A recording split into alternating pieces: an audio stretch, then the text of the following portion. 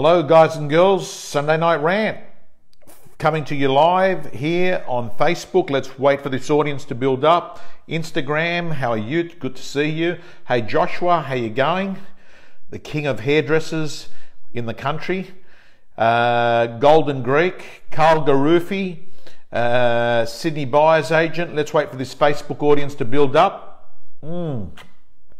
Hey Jackie, Natalia Zhu, Costa Zoo's ex, who's a very successful real estate agent and a real estate gym member. Hello Bernard Desmond. I took that Tesla. I've got a Tesla sitting outside and I've got to tell you, I'm fucking in love with it. I think I'm going to keep it.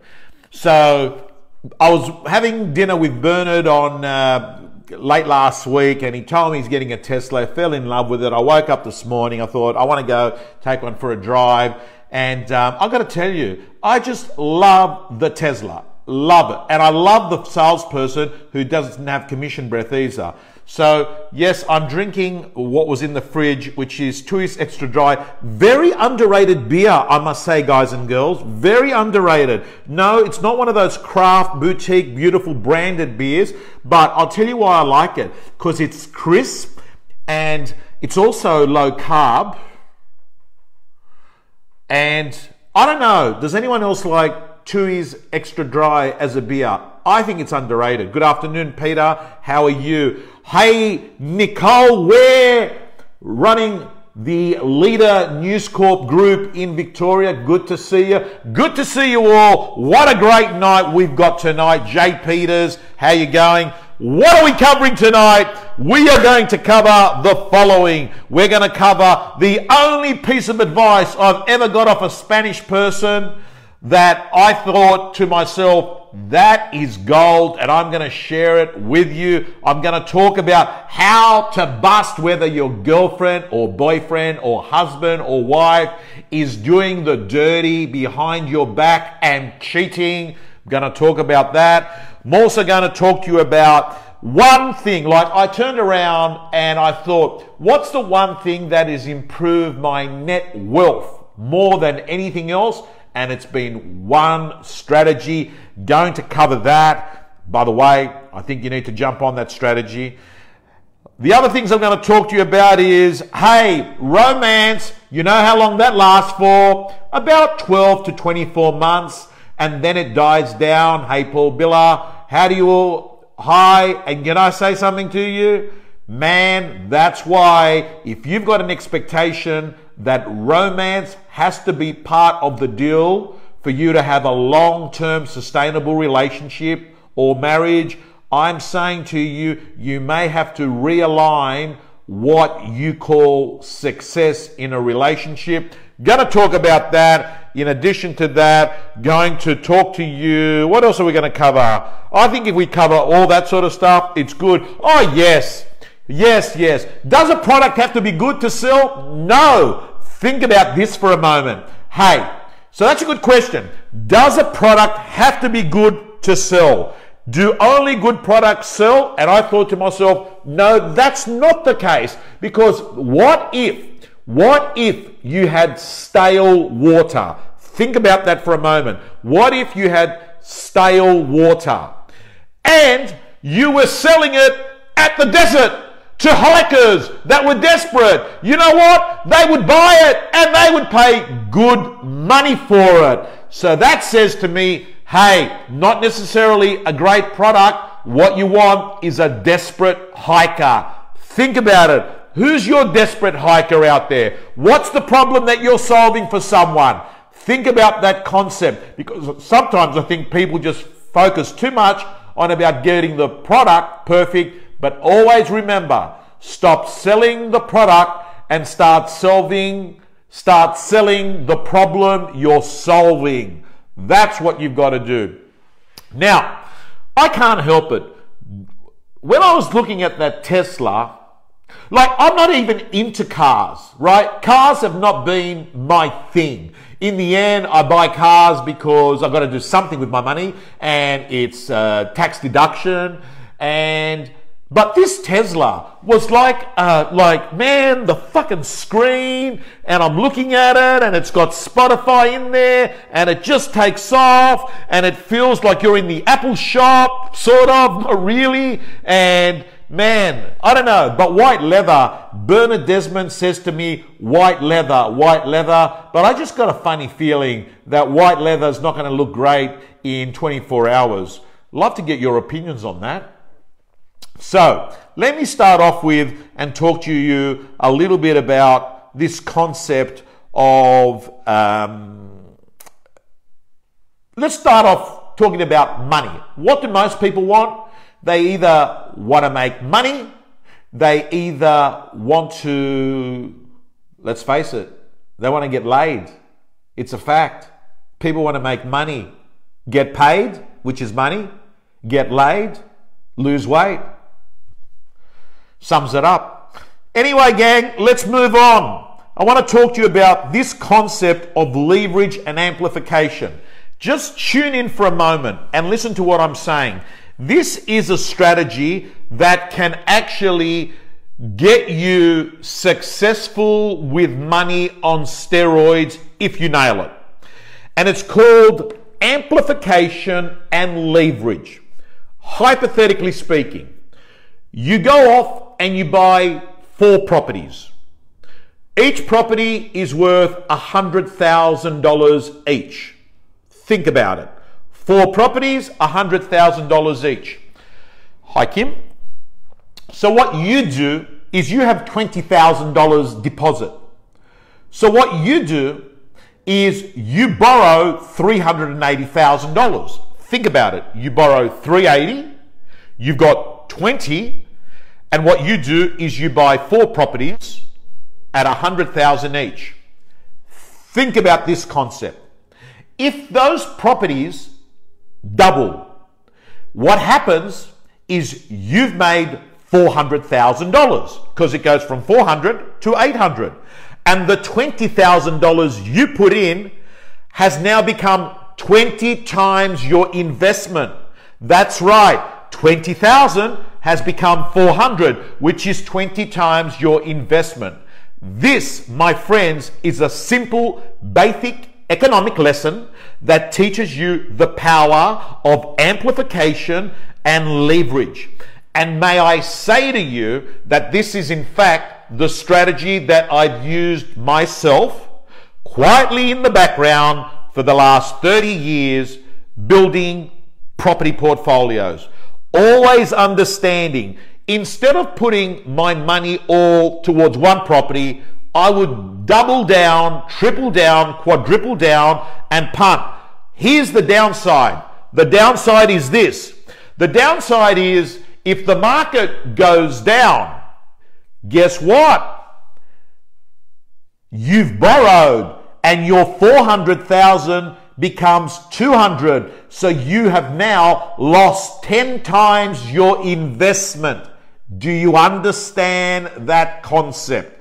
This, my friends, is a very basic economics lesson that I'd like you all, particularly as many of you here are very property focused, that you understand the power of leverage and amplification. And when you invest in marketplaces that you know the odds and the needle is pushed your way. By the way, guys and girls, press that share button now. And you know what I'm going to do today? I am going to give an award. I am going to have a half an hour coaching session. That's right. Half an hour, me and one person, 30-minute. You're going to fill out the full audit. We're going to do it properly. And I'm going to pick a winner. Going to pick a winner to the person that shares this video, number 1, and explains in the comments on why they would highly value a 30-minute one-to-one coaching session. So gang, press that share button. There's the competition today. Let's move on. And it's also going to apply on Instagram. What you've got to do is make a comment on why you want to win it and tag at least 2 people. That's what you've got to do. So gang, let's move on. I want to move on to this issue of catching people cheating, catching your wife or your husband or your boyfriend cheating. So what did this get inspired? Because I'm no fucking expert. Very simple. I was reading the newspaper today, and it was someone had written a letter. It was a husband that said, "Dear editor, I think," now I'm not reading the letter, I'm just going to recap what it said. "Dear editor, I think my wife is cheating and having an affair behind my back. The reason being is she has introduced vibrators and all sorts of sexual toys into the bedroom. Can you tell me what you think?" So this was in today's Telegraph. So that got me thinking, does that mean if one person all of a sudden after 15, 20 years enters the bedroom and says, "Hello, we've got a new toy." By the way, this is not a sexual toy. This, my friends, is, Susan gave me this. This, my friends, is nice herbs that give this room a nice eucalyptus smell. By the way, some people tell me when you get eucalyptus and put 3 drops on a bed pillow half an hour before you go to sleep, you'll have a beautiful sleep. So if you do suffer from insomnia, I suggest that you look at that as a potential natural remedy. So what do people think? The vibrator out of the blue. So it got me thinking, what are the signs of people having an affairs? Well, here's what some of the other things that they talked about. They talked about if all of a sudden the person gets creative in the bedroom, or the person has this new air of confidence, or they're super nice to you, because what they're doing is they're overcompensating. They're saying, "Hey, I don't want them to know that I'm cheating, so I'll be super, super nice at home." Or other things that came up in this article were, hey, they're really protective of their mobile phone. They won't let go of their mobile phone. Or they are obsessed with going to the gym, and all of a sudden they're pumping iron, they're running, they're wearing their active wear. So gang, these are all the things. So does that mean that this person is having an affair? No, not necessarily. However, a change of behavior is, I would say, just one part of the jigsaw. But hey, guess what? I've got the answer for you guys and girls.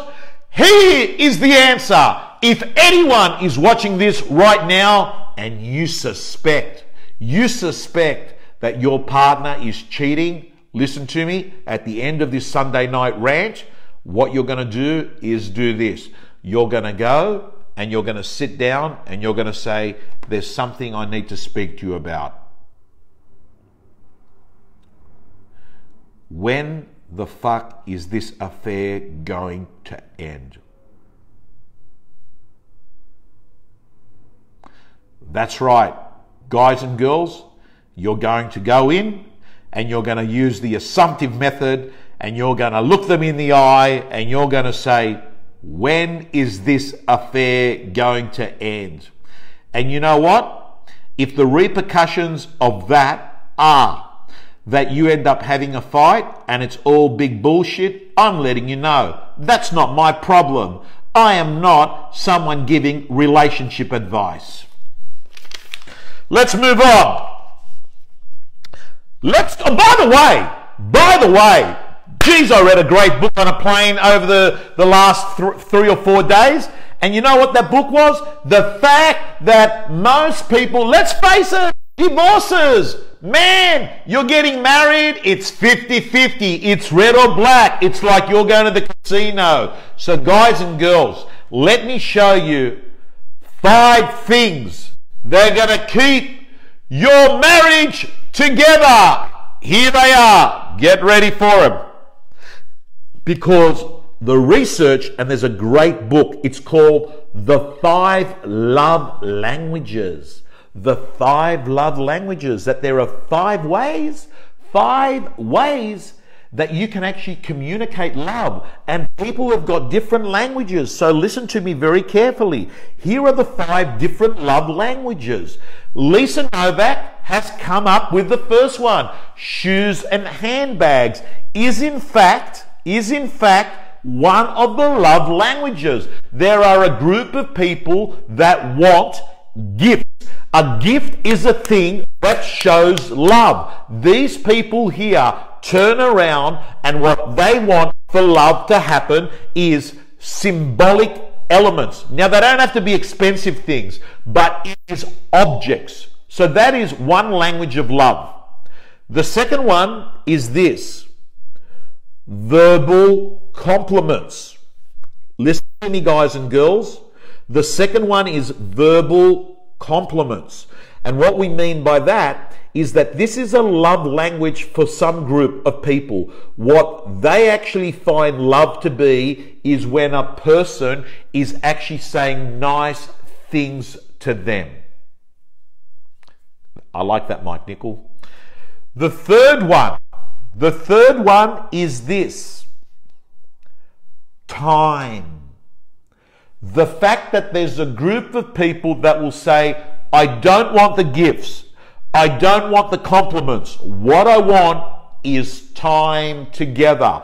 And not time at a footy game where they're sitting next to you and you're watching the game and you're focused on the game and you're not focused on them. We're talking about time where you are both doing something that you both like doing together. So the third one is time. So we've said gifts, we've said compliments, which are verbal, we've said time.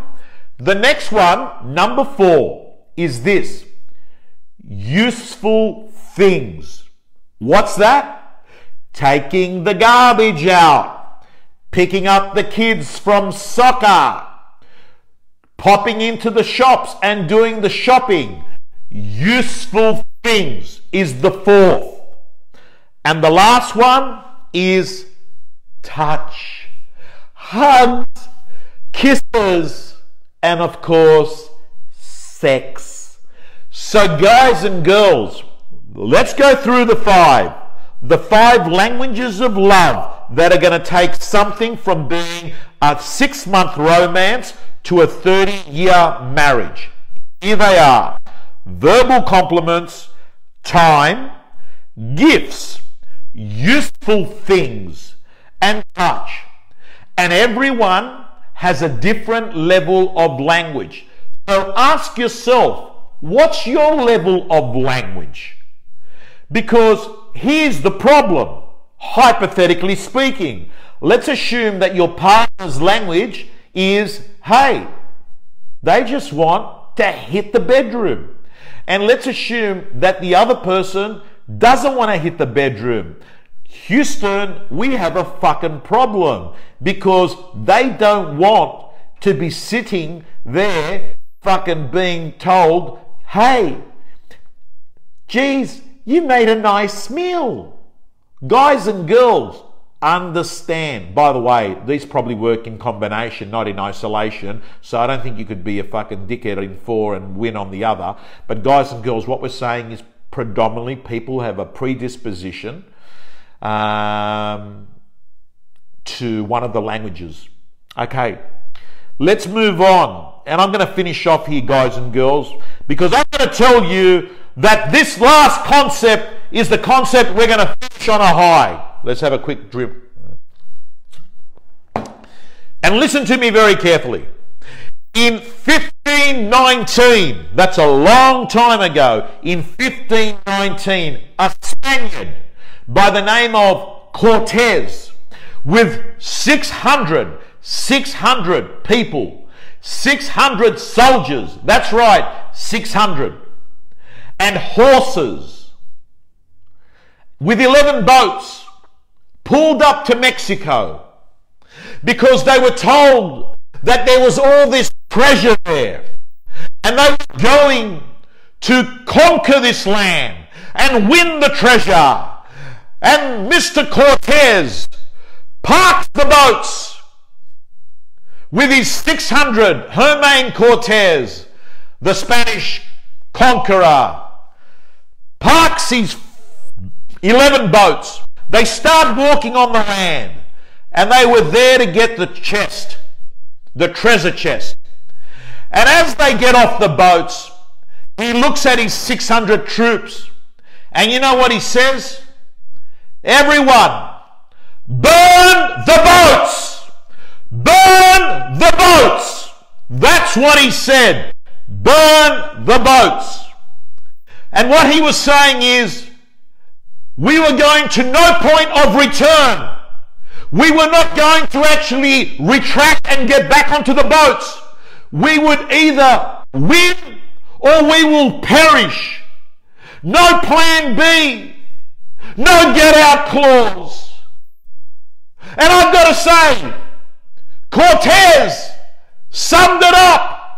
Anyone watching this rant, understand, forget about the 10 reasons it won't work and focus on the one reason why it will work. You've got to be the guy or girl that burns the boats. You've got to be the guy or girl who is not doing Uber at night and real estate in the day because there's no backup plan. You've got to make it work. You've got to be the person that changes career and doesn't keep their job and does it during long service leave. You've got to burn the boats. And that's what I'm asking you to do, guys and girls. I'm asking you that 2019, on the 31st of December, what I want you to do is I want you to burn the boats. Guys and girls, on that point, let's finish up. And I want to let you know that thank you so much. If you've enjoyed this rant, press that share button. I am going to announce the winner next Sunday.